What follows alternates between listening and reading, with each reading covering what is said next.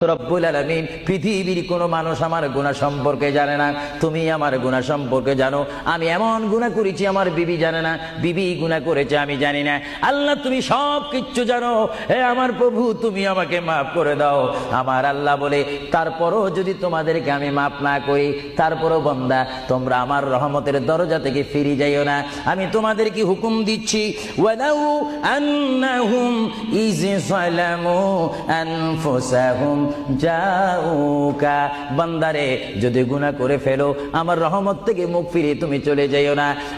বান্দা, আকাশ পরিমাণ যদি গুনাহ করো, পাতাল পরিমাণ যদি গুনাহ করো, সাগরের পানি পরিমাণ যদি গুনাহ করো, পাহাড় তুলনায় যদি তুমি গুনাহ করো, আমার দরবার থেকে তুমি নিরাশ হইও না।